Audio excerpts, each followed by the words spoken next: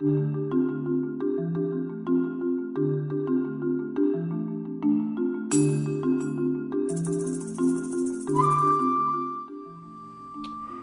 everyone, my name is Bakari and I'm a member of the Zeitgeist movement, the Sacramento Davis chapter here, and I've been a member for about less than a year, and I kind of wanted to put together my contribution to why I advocate.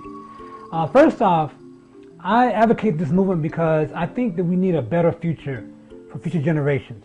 I'm not quite sure if the objectives of the Zeitgeist movement, a resource-based economy, will happen in my lifetime. But I do know that we need to have something like that, or the resource-based economy itself, to come about for future generations. The things that are going on today, or have been going on for the last really 300, 400, 500 years, have not been working. There is too much exploitation, too much oppression, too many problems that are being caused by the present monetary system in the present political economic order, and we need to change that. Well, I'm not saying that I have all the answers. I'm not saying that the Zeitgeist movement has all the answers, but I do think that the radical kinds of approaches that the Zeitgeist movement is advocating, that we're trying to build, is much better than what we have now. So first off, I think we need to build a better future. Even if these things don't come about in the next 10 years or 20 years, we still need to work toward it so they can come about at some point. The monetary system that we have right now is wasteful and destructive.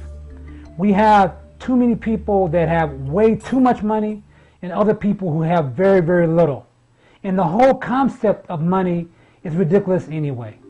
What we're doing now is we have a system in which we are hindered by our ability to do certain things because the quote-unquote lack of money. We are building market systems in which things are created and things are done just for the benefit of profit. Not because we need these things, but because of the benefits of profit. Today, if you look in the news, we can't even educate our children, give them a proper education because of what? A lack of money. And it's not that really this money is a problem, because we do have the resources, we do have the technological resources, we even have the human skills to educate our children. So we should not be allowing money to be an excuse to not educate our youth. These are just as one example of that. Two, I think that the Zeitgeist movement has humanistic goals. I'm not a religious believer, but I do believe in the potential of human beings. And that's what humanism is all about. To me, as human beings, we are all that we have. There's no supreme being, there's no supernatural force outside of us that are going to come to solve the problems that we face. Only we can come together as human beings, going across racial, geographical, national lines, even also sexual lines, getting across, man, woman, gay, lesbian, getting across those lines and creating across those barriers to come together and to solve serious problems. Do not allow national and geographic boundaries to prohibit us from helping one another. This is the kind of world that we really need to start building. It cannot be just some political rhetoric any longer. It has to be something that we actually activate and do. We cannot allow religion any longer to stop us from being able to reach across boundaries and help one another.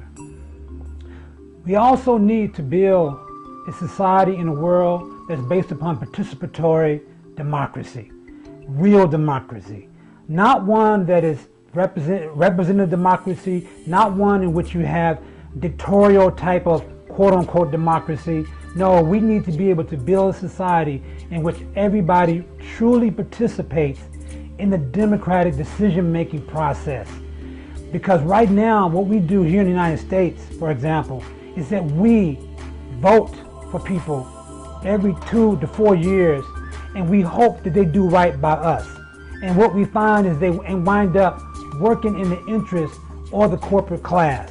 They do not make decisions that are going to help us, help the ordinary man, woman, and child on a daily basis.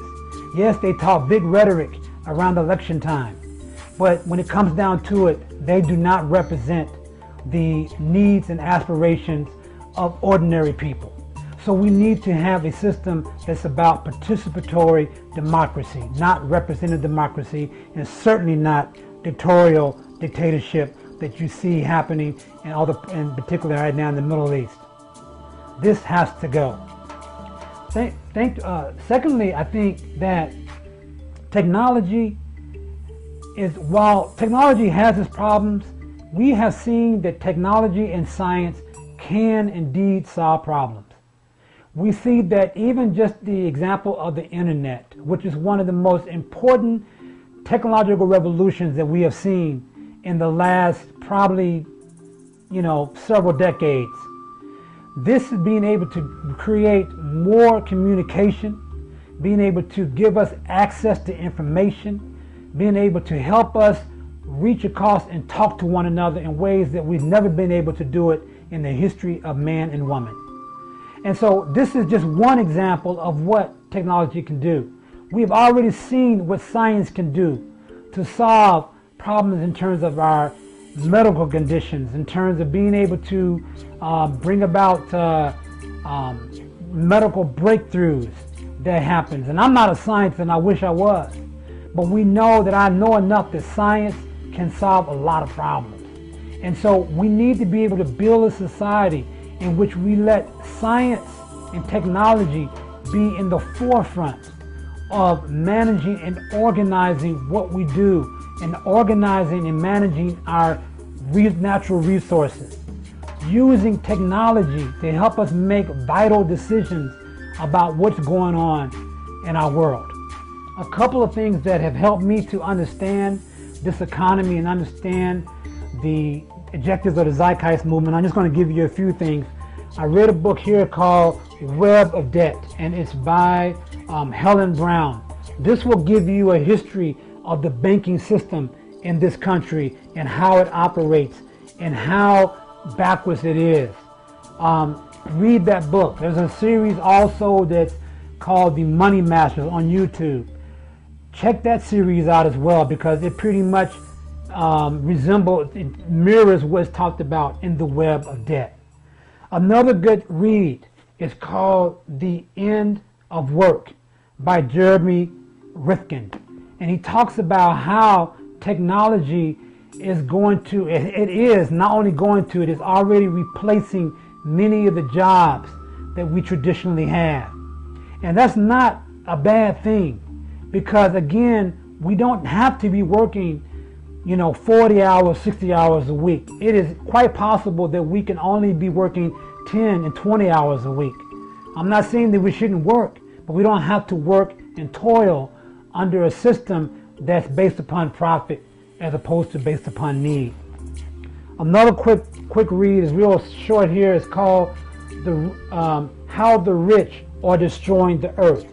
It's only about 113 pages, and it's by Herb Kemp. Check this out, and you can read this in a weekend, and you can and it shows you how the idea of a rich class and what they do and how they benefit from the exploitation of workers and how they are abusing resources because of their vast amounts of wealth. We need to educate ourselves. Don't just trust what I'm saying or what Peter Joseph's saying or what anybody in the Zeitgeist movement is saying. You have to start picking up a book for yourself and start reading it. Because then if you start reading your own, then it's not a question of us trying to persuade you to do certain things. You will come to your own decisions.